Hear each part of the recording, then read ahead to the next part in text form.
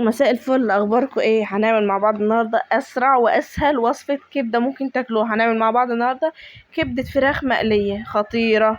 هتحتاج التوابل بتاعتي: ملح وفلفل وكمون، بصل بودره وتوم بودره. دي بس التوابل اللي هنستخدمها.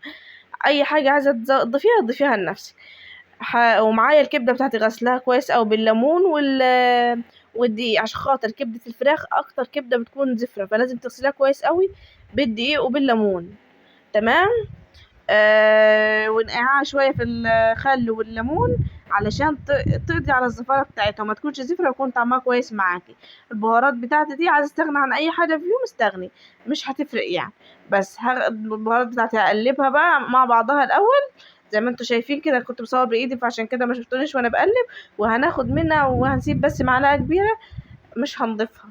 ليه؟ هتعرفوا دلوقتي. انا باخد كده وبقى احط على الكبده بتاعتي عشان اتبلها الاول. الليمون كده كده ريحتها ليمون اصلا وطعمها ليمون، لان انا نقعاها في ليمون وخل، فهي نضيفه جدا. كده بعد ما قلبت الكبده بتاعتي اهوت بالتوابل بتاعتي، ودول شويه اللي سبتهم على جنب هنحطهم فين بقى؟ على حبه الدقيق اللي هنقلي بيهم الكبده بتاعتي. بس وهقلبهم حلو مع الدقيق. تاني البهارات: ملح وفلفل وكمون، بصل بودره وتوم بودره. تمام. طريقه سهله جدا، طعمها لذيذ جدا وسريعه جدا جدا جدا.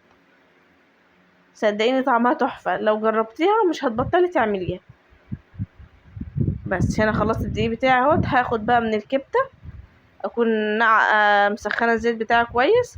هاخد بقى من الكبدة واحط فين؟ احط في الدقيق، اقلب كويس. لو كمان يستحسن لو كنت تسيبي الكبدة في الخلطة دي حبة حلوين، مش تعملها على طول زي ما انا عملتها، بس كان طعمها تحفة برضه.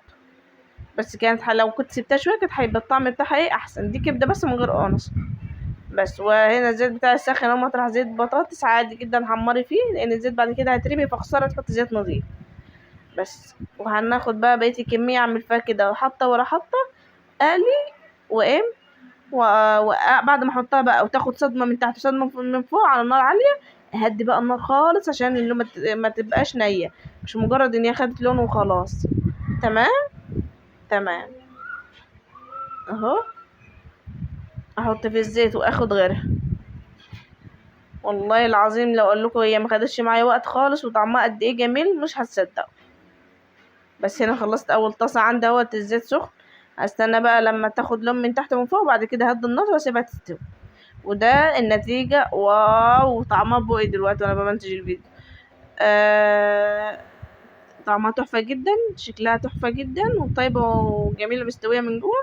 حطيت بقى ايه انا بقى عشان احنا هنعمل سندوتشات: جزر بتاع، خيار، طماطم، مخلل، حبة طحينة. وبس. بألف هنا، جربيها وهتدعيلي. باي باي.